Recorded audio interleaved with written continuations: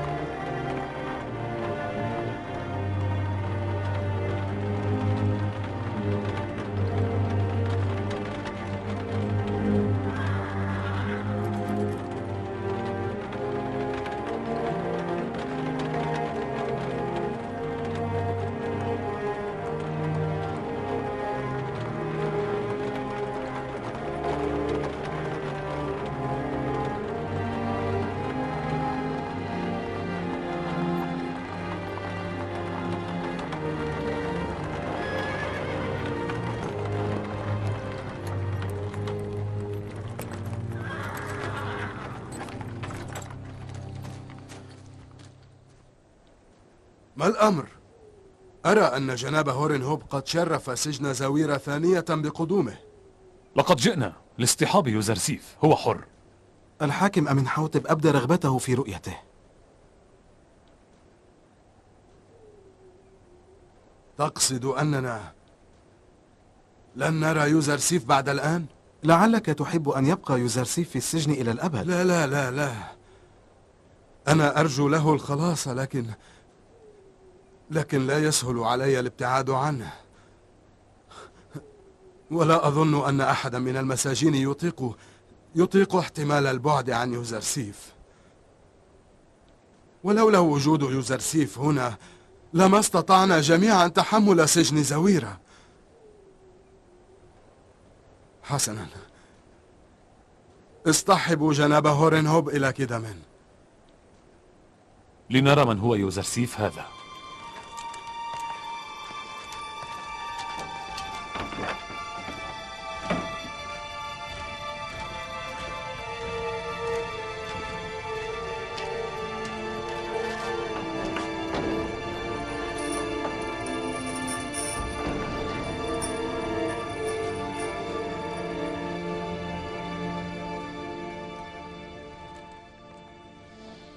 السلام على نبي الله. سلام الله عليك أيضا. تحيات إلى هورنهوب. ما الخبر بناروس؟ لقد جئنا لاصطحابك إلى جناب الحاكم أمنحوتب، وقد جاء معنا قائد حراس القصر جناب هورنهوب شخصيا لمرافقتك.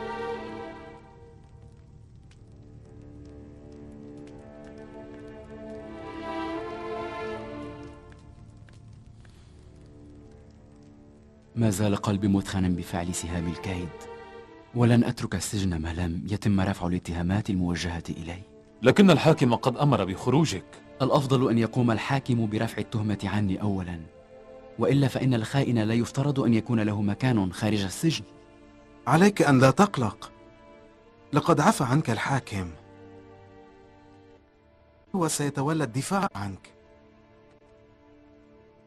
ولكن أنا لا حاجة لي بعفوه، إنما يكون العفو عن المذنبين. وكيف يتم سحب التهمة عن يوزرسيف الحكيم؟ إن رجعت إلى سيدك فقل له أن يتحرى عن النسوة اللواتي قطعن أيديهن، رغم أن ربي وإلهي مطلع على المكيدة التي كدناها لي. عليك أن تحسن استغلال الفرصة التي واتتك. تستطيع خارج السجن أن تدفع عنك التهمة. فكر بخلاصك من السجن. أنت تحظى بحماية أمنحوتب، ألا يكفي هذا؟ بظنكم إلى أي مدى سوف يذهب أمنحوتب في الدفاع عن خائن؟ أو ما هي المنزلة التي سوف يحظى بها الخائن عند أمنحوتب؟ أصلا قل لي بناروس أن يطلع الحاكم على تفاصيل ما جرى مع زليخة وبوتيفار، فزليخة يجب أن تدفع الثمن. لا يصح ذكر اسميهما، فقد أحسنا إلي طوال سنين وربيان في نعمتهما ودللهما. أجل، لكنهما رمياك في السجن لسنوات. أرجو أن يعرفا مروءتك حق معرفتها يا يوزرسيف. وما قضية النسوة اللاتي قطعن أيديهن؟ أي نسوة؟ أنتم فقط اسألوا جناب الحاكم أن يتحرى عن قضية النسوة اللواتي قطعن أيديهن، وهن سوف يظهرن من تلقائهن. الكثيرون من أهل القصر والناس في مصر لا يزالون يذكرون تلك الحادثة. حسنا، هذه المرة أيضا سوف نرجع خاليي الوفاض. إلى اللقاء. حييتم.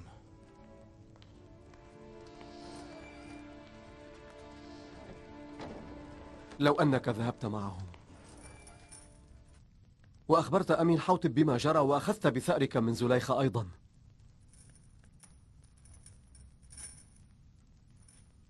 لا تقلق، لن يطول الأمر حتى يعودوا.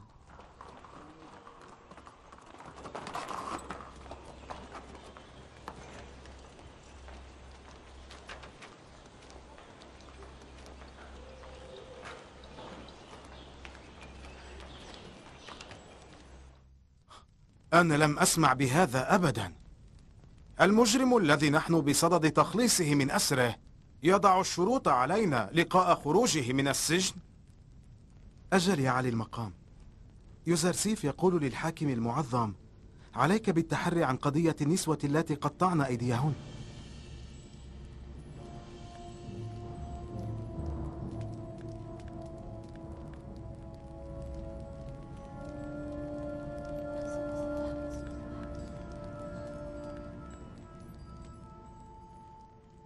ولكن ما القضية؟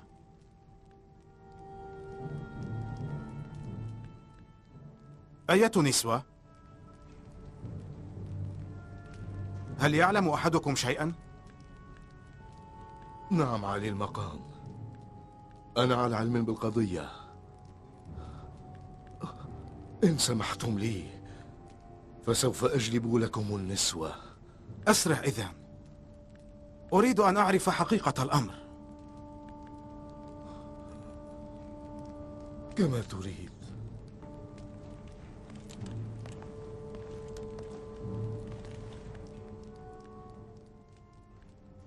هل رأيتم كم انزعج بوتيفار؟ أظن أن هذا الموضوع هو حول سبب دخول هذا الفتى إلى السجن. القضية تعود إلى سنين خلت. كانت زليخة زوجة بوتيفار قد تعلق قلبها بغلام لها.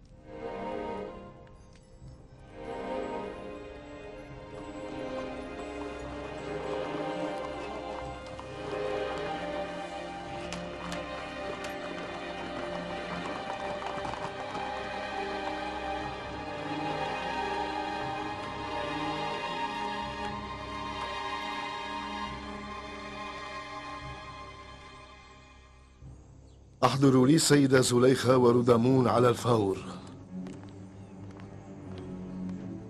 لكن جناب بوتيفار على قطيعة مع السيدة زليخة. لا أدري.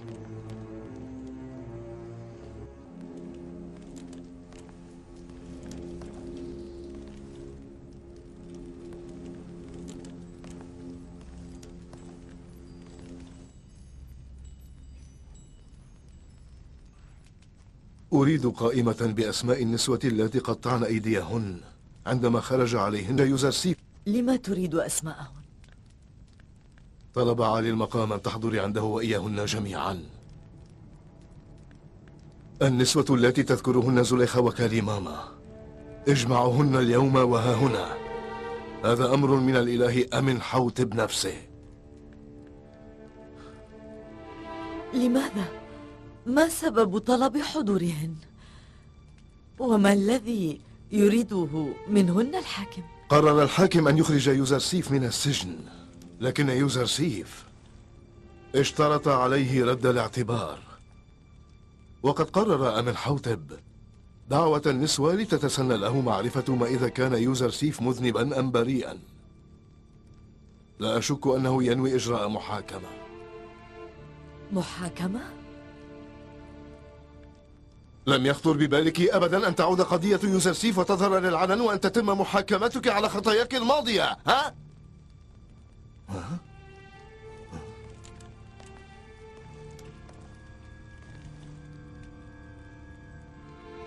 أنا أستحق هذه الفضيحة. هذا جزاء من يرمي بريئا بتهمة باطلة ثم يزج به في السجن. إنما أنا من سوف يفتضح، فأنت قد سبقت لك الفضيحة منذ أمد بعيد. اصحبي مأمورا وأخبري النسوة اللواتي تذكرهن زليخة. سنذهب إلى قصر أمنحوتب.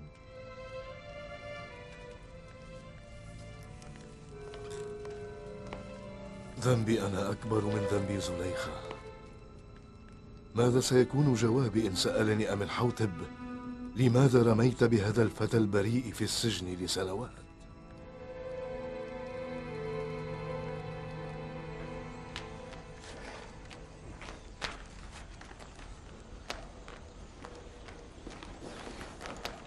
ميمي سابو، ما الأمر؟ لقد دعا الحاكم أمنحوتب السيدة زليخة وسائر نساء الأشراف اللواتي حضرن وليمة زليخة. أي نسوة؟ النسوة التي قطعن أيديهن. وما الذي يريده الحاكم أمنحوتب بكل تلك النسوة؟ توقفني ميسابو. يظهر أنه يريد معرفة السبب الذي أودى بيوزرسيف إلى السجن ومعرفة علاقة ذلك بالنسوة. يعني إذا تبين أن يوزرسيف ليس مذنبا فسوف يخرج من السجن؟ كم أرجو ذلك. أرجو من كل قلبي أن يخرج يوزرسيف من السجن وأن تتم معاقبة السيدة زليخة وسائر النسوة بشدة. أرجو أن تدفع زليخة ثمن كل هذا الظلم والأذى الذي ألحقته بيوزرسيف، وسوف ترى.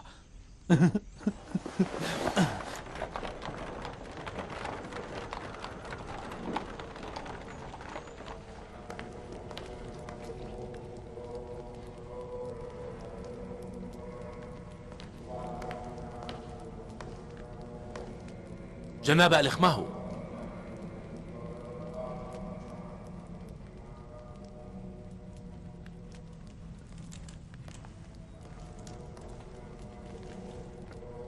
ما الأمر؟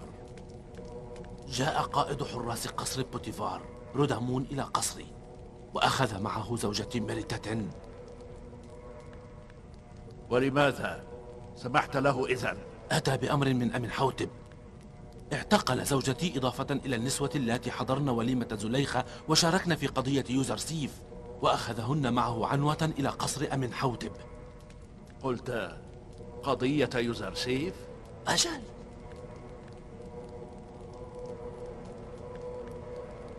لا تقل إن أمنحوتب أفرج عن يوزرسيف ودعا إليه النسوة من أجل الانتقام له. ماذا عساي أفعل من أجل إنقاذ ميريتاتين؟ ميريتات سوف تنجو، لا تقلق، كن مطمئنا. أرسل من قبلنا شخصا يتحرى لنا هل خرج يوزرسيف أم لا.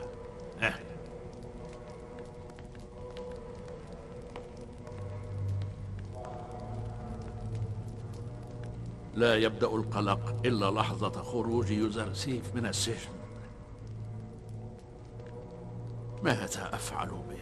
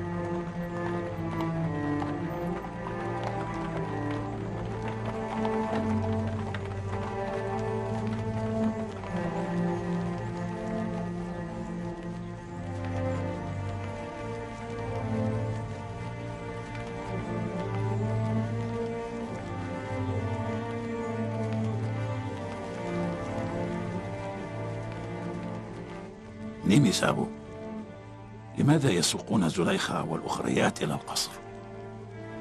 أنا لا أدري.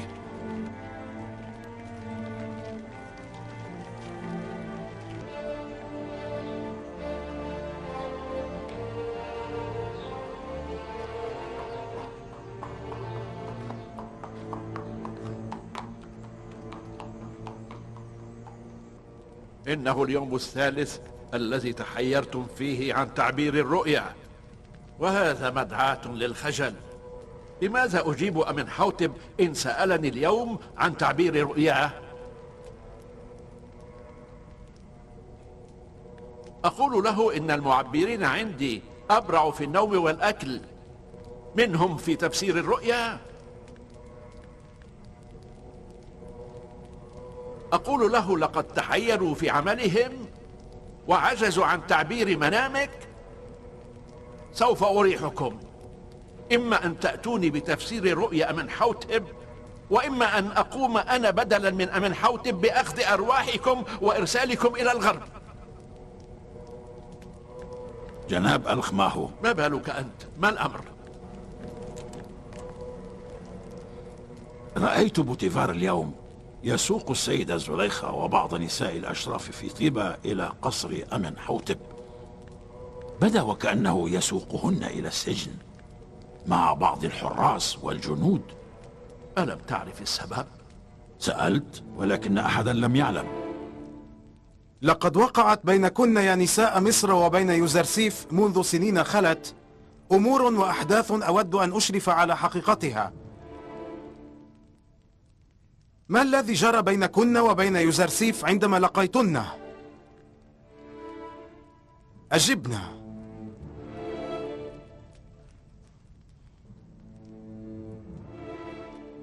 ما خطبكن؟ هل ابتلعتن ألسنتكن؟ فلتنطق إحداكن.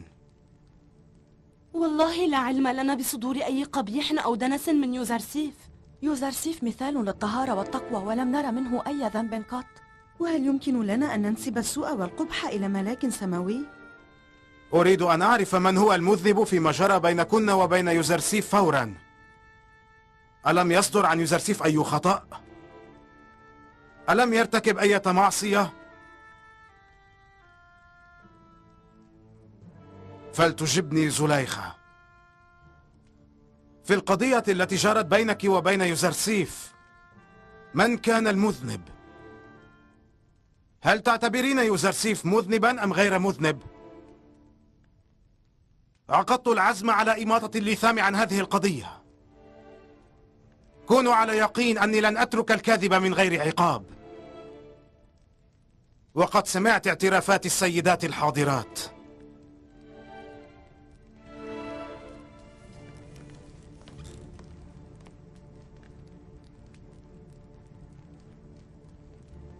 الآن حصحص الحق وزال القنا، وقد تبينت الحقيقة التي بقيت مخفية لسنوات، ولا سبيل لي أمام هذه الحقيقة الظاهرة إلا أن أقبل بمرارة الاعتراف. بلى، كنت مشغوفة بيوزرسيف الطاهر العفيف، وقد عزمت أن أتقرب منه وأنشئ معه علاقة تشوبها الخيانة، لكنه استعصم وتحفف وردني خائبة خالية الوفاض. يوزرسيف كان غلامك وكنت قادرة على إجباره على المعاشرة، لكنك كنت على ذمة زوجك، وما كان لك الحق في هذا الأمر. من جهة كنت أنت آلهة معبد آمون، ومن جهة أخرى زوجته، وزوجات آمون لا يرتكبن هذا الأمر. تعترفين إذن أن المذنب هو أنت صاحبة المكيدة، ومع ذلك فقد أوديت بيوزرسيف البريء إلى السجن.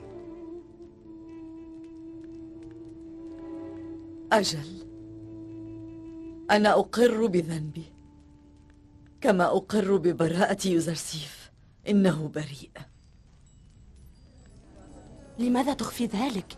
إن يوزرسيف مظلوم. أنا متأكدة من أنه مظلوم. معك حق، يوزرسيف ليس مذنبا.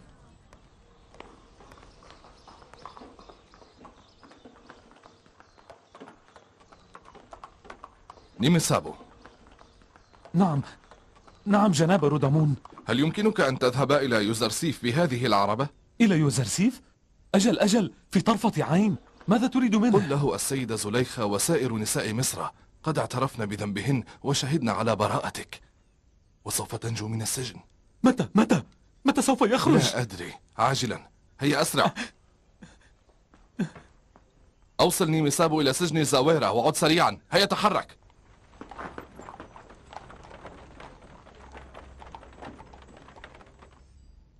أصحيح أنكن قطعتن أيديكن لشدة ما أصابكن لما رأيتنه وهو لم يبالي بأمركن؟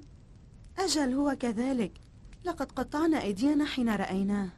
يوزرسيف عفيف بل شديد العفة. إنه لم يكترث لجمالنا وحسننا أبدا. لم تنطلي عليه ولا واحدة من مكائدنا مطلقا. شاب بصفاته جدير بالمديح. لقد سمعت بشأنه أمورا كثيرة، لكنني لم أكن لأصدقها. أما أنا فلا أصدق هذا. في النهاية هو ليس قديسا، بل مجرد إنسان. لماذا مكرتن بشاب هذه صفاته؟ لماذا رميتن في السجن بهذه الجوهرة الفريدة؟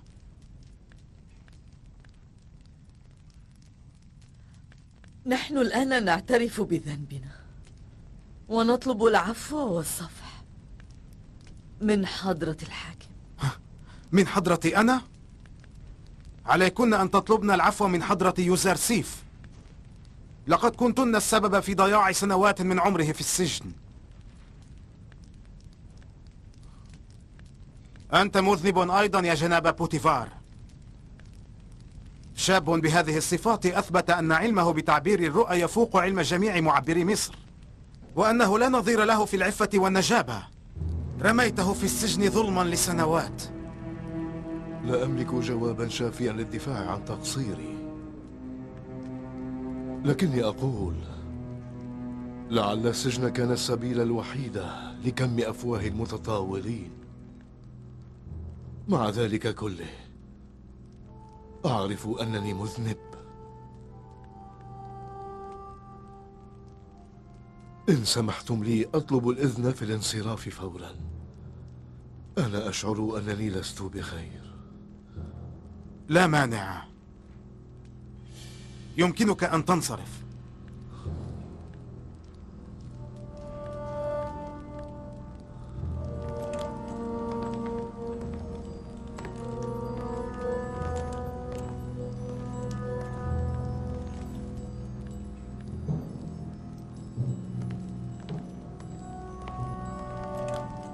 خذوا هؤلاء النسوة إلى سجن القصر المؤقت ريثما أرى ما أنا فاعل بهن.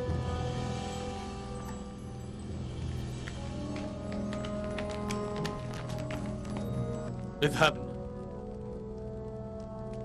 أنا أكلمكن. هيا تحركت.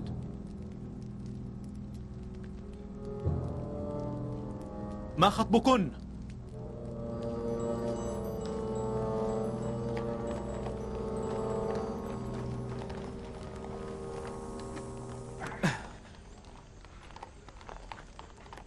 يمكنك أن تعود الآن.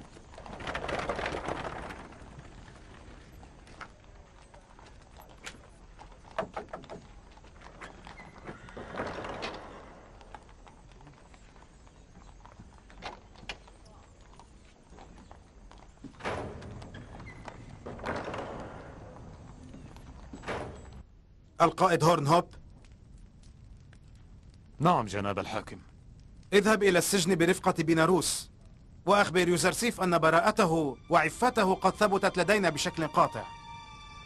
نحن نكن له الاحترام ونجعله من أقرب الناس إلينا. أحضروه إلي محترما مكرما. أنا لا أطيق انتظارا لرؤية يوزرسيف.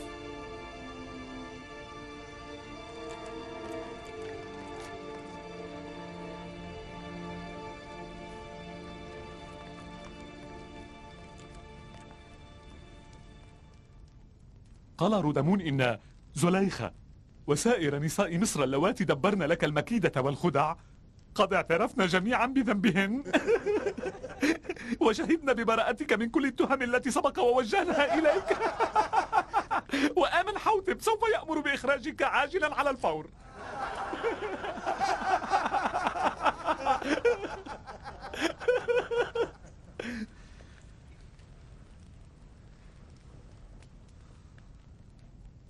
إنما أردت أن يعرف بوتيفار أني لم أخن. أنا لم أخنه لا في الغيب ولا في الخفاء أبدا. وأردت أن يعلم الحاكم أمن حوتب أن يوزرسيف ليس أهلا للخيانة.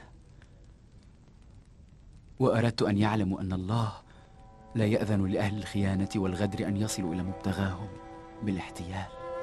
يوزرسيف، هل أخبرتنا كيف تمكنت من مقاومة نساء مصر ومنعهن من أن يظفرن بك؟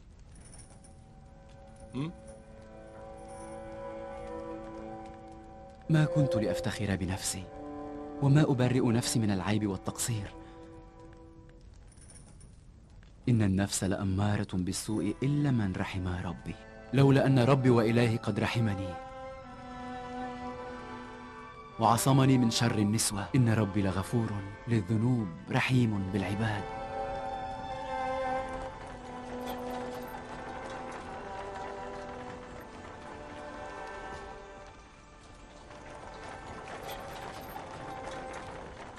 تحية للقائد هورن هوب. حيتك الآلهة، جئنا لنأخذ يوزرسيف.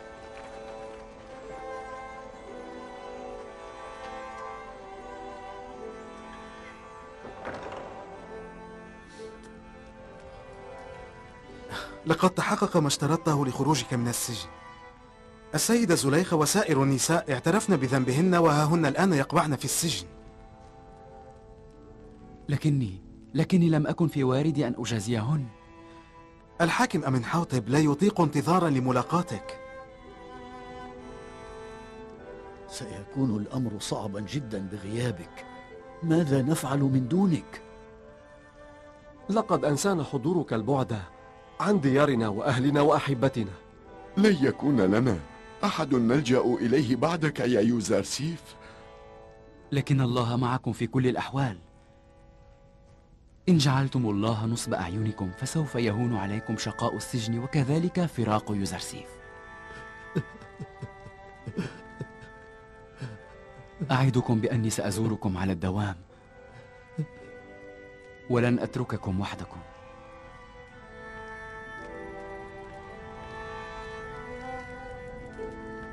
وما الذي فعله يوزرسيف لهؤلاء السجناء حتى أحبوه وتعلقوا به هكذا؟ يوزرسيف الصديق كان لهم بمثابة المدد والمرشد والملتجأ. قل لأمن حوتب إن السجن بلا يوزرسيف لا يعد كونه قبرا وبيت غربة. قل له رجاء، إما أن لا يأخذ منا يوزرسيف وإما أن يخرجنا معه.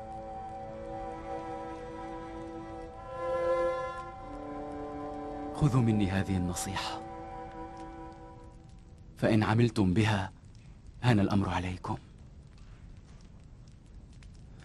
السجن هو قبر الأحياء وبيت الأحزان،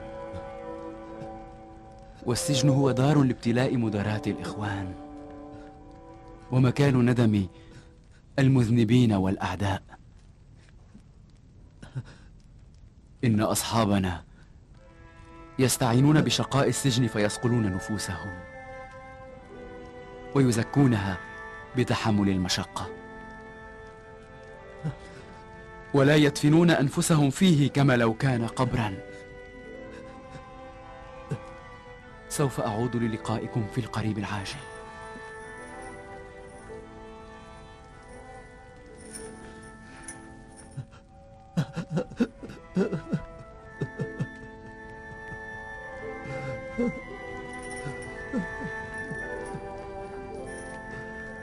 حفظك الله يا يوزرسيف.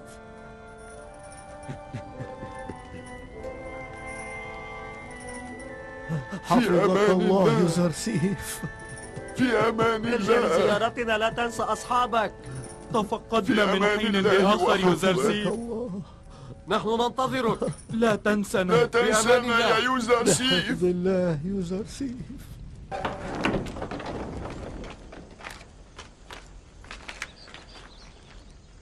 جناب يوزرسيف، هذا المحمل أحضرناه لأجلك.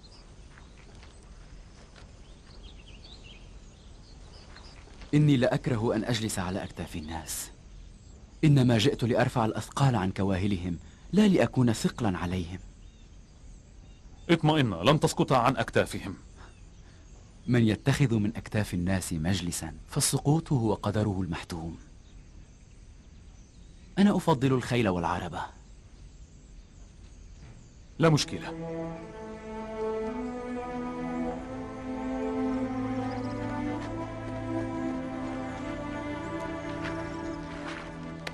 ممنون. في أمان الله. جناب يوزرسيف، اركب في عربتي. في أمان الله. في حفظ الله. في حفظ الله. هيا انطلقوا.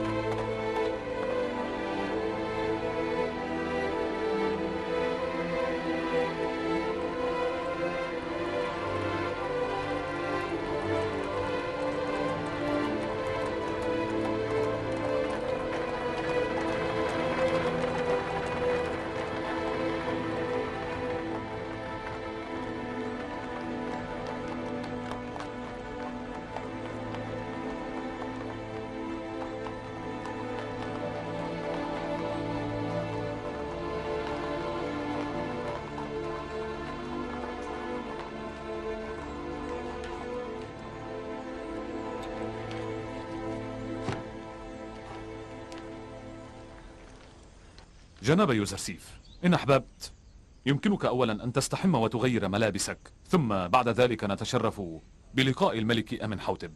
حسنا جدا، فأنا أيضا لا أحبذ أن ألقاه على هذه الحالة.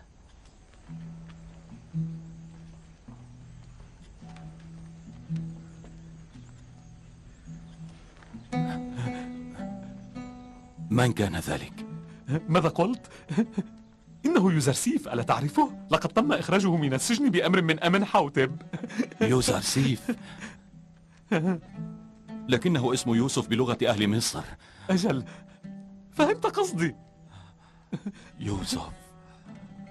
يوسف، لقد وجدته الآن. لقد وجدت يوسف.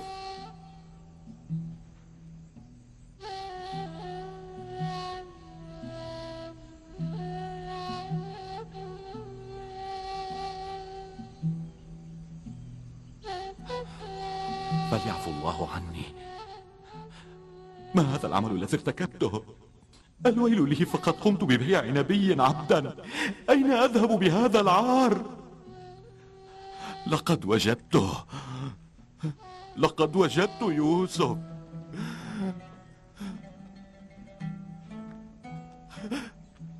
يوسف.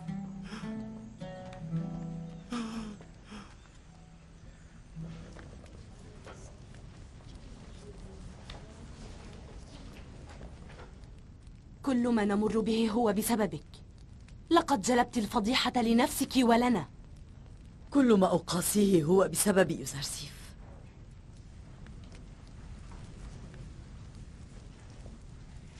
ولكنني أستعذب احتمال اللوم من يوزرسيف. لقد ذهبت بماء وجه بوتيفار وفضحت نفسك وفضحتنا، وألقيت بيوزرسيف في السجن، ثم أوديت بنا وبنفسك. جدير بأمثالك أن يعلقهم أخناتون على المشنقة.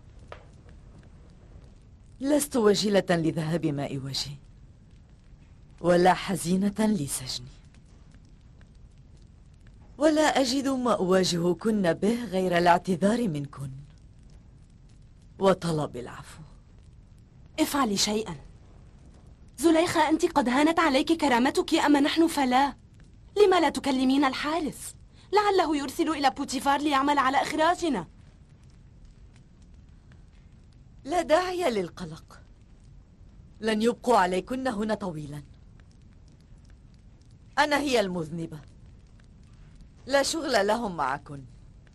ألا تخشين أن تبقي في السجن إلى الأبد؟ كل مكان هو ليس فيه سجن.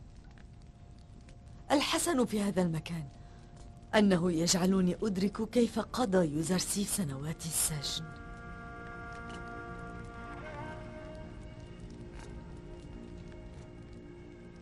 سجن زويرة أقسى من هذا المكان بأضعاف، وأنا قد تسببت منذ أكثر من 10 سنوات بسجنه ظلماً.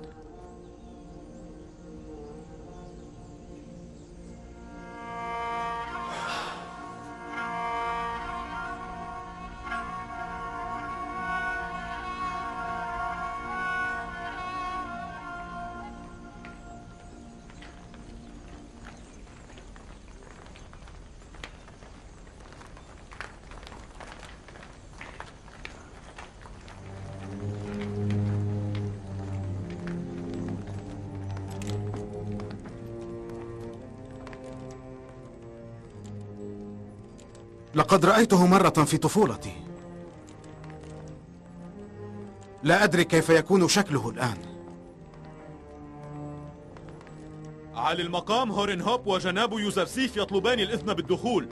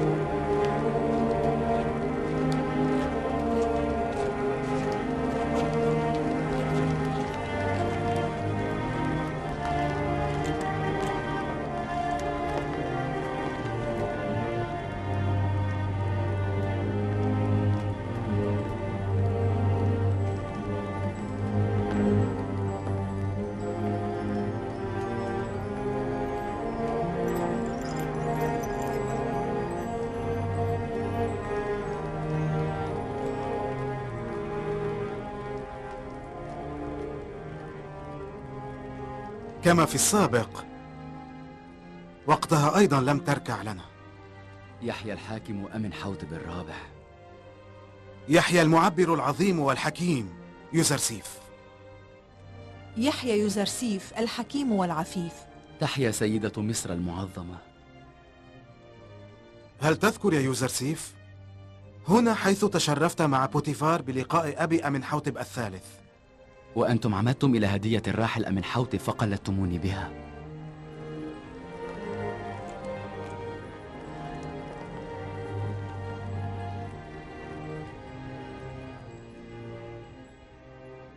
ستكبر في يوم من الأيام، سيكبر شأنك في الدنيا إضافة إلى مقامك المعنوي.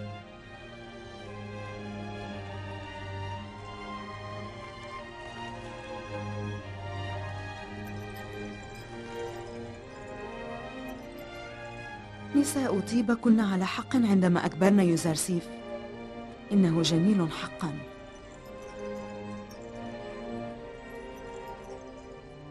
من لحظة سماع تعبيرك لمنامي وأنا أنتظر أن ألتقي بك، ومنذ تبينت لي براءتك لا ينفك يراودني شعور بالذنب والتقصير.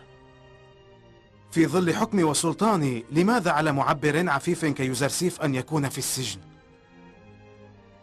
لقد أرسلت نساء مصر إلى السجن من أجلك. أنا شاكر لجناب الحاكم دفاعه عني، لكنني لست راضيا بسجن نساء مصر وتأديبهن. إن هذا الصفح والعفو يزيدانك عندي عظمة وإجلالا، لكني أريد أن أؤدبهن قليلا، فليبقى العفو عن نساء مصر لما بعد. لقد سمعت الثناء بحقك منذ الطفولة، لكن ما أراه الآن هو أعظم بكثير. لا تبالغ في مدحي، فأنا لا أرى نفسي لائقا بهذا الإجلال. لقد عددت اللحظات بانتظار هذا السؤال. جناب يوزرسيف، أنت كيف تقوم بتعبير الرؤيا؟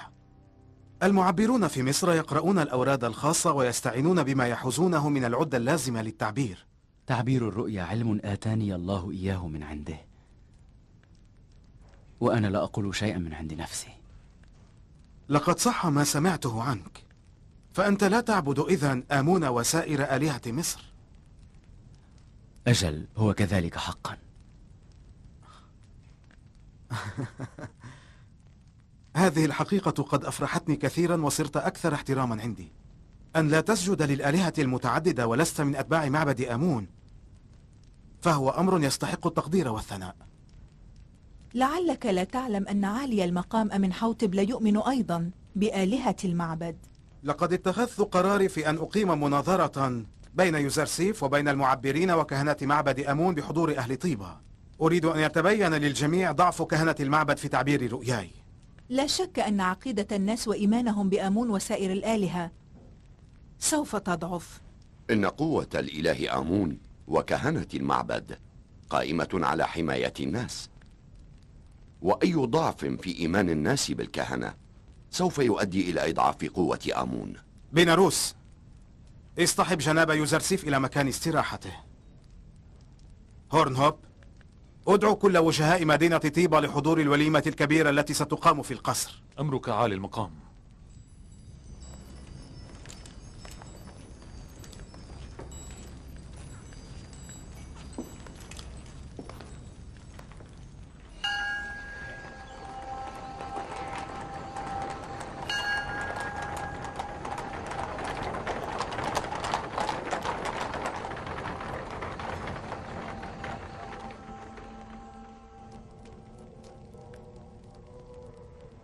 أرجو أن لا يوفق هذا العبراني الكافر، وإلا فإن علينا أن نحضر أنفسنا لهزيمة نكراء. إن هزيمة آمون إزاء إله يوزرسيف ستكون هزيمة لكل المعبرين وكهنة المعبد في مقابل عبد لا يرعى سوى الأغنام. قائد حراس القصر جاء للقائكم عالي المقام. الإله أمنحوتب الرابع حاكم مصر يدعو جناب ألخماهو والمعبرين الأعاظم إلى الحضور في قصره ليسمع منهم تعبير رؤياه. حسنا، يمكنك الانصراف.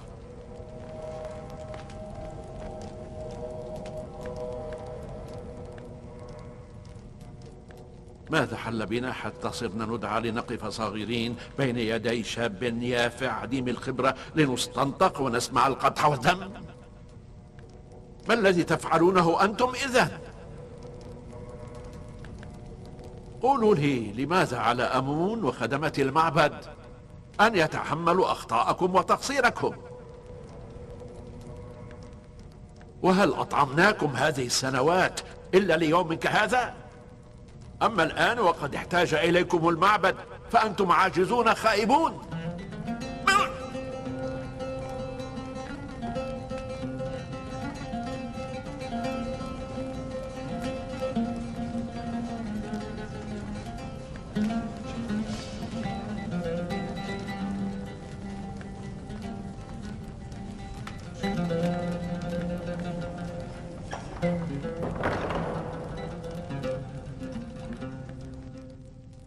إله أهل مصر المعظم، الحاكم أمنحوتب الرابع ومرافقوه يدخلون الآن.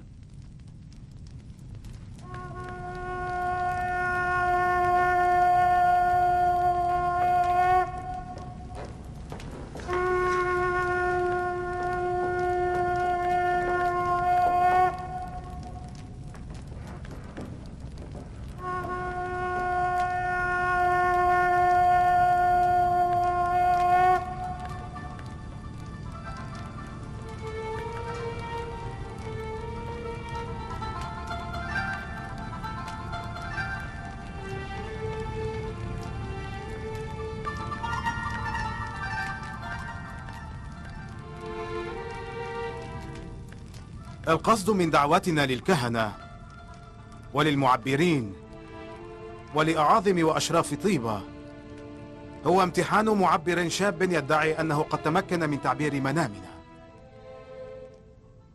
ونحن اليوم بصدد أن يقف الحاضرون على حقيقة ادعائه، أصادق هو أم كاذب.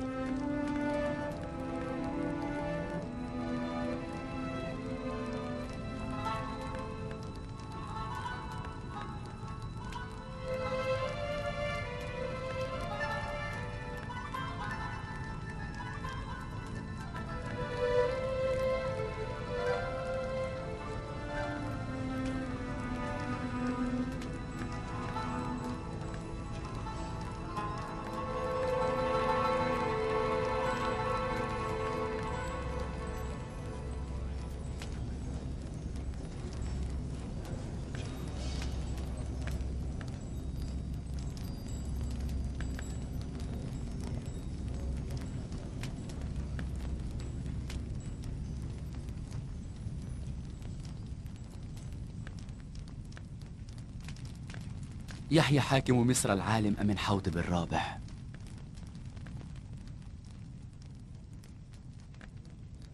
يوزرسيف رغم خدمته لسنوات مديدة في قصر بوتيفار، إلا أنه لم يتعلم بعد أن يركع أمام إله مصر ويعظمه. لعل الركوع عندكم أصبح أمرا عاديا، فأنتم تركعون لعشرات الآلهة على اختلافها. أما أنا فلم أركع حتى الآن إلا لرب واحد ومعبود واحد. أرجو أن لا يفسر جناب الحاكم عدم ركوعي على أنه عدم احترام. لكن هذا التصرف بعرف وجهاء وأهل مصر يعتبر إساءة كبيرة. لو كان الأمر كما يقول الكاهن الأعظم وكنت قد تعلمت الركوع والخضوع لخضعت للحسان من نساء طيبة وما قصيت عذاب السجن لسنوات.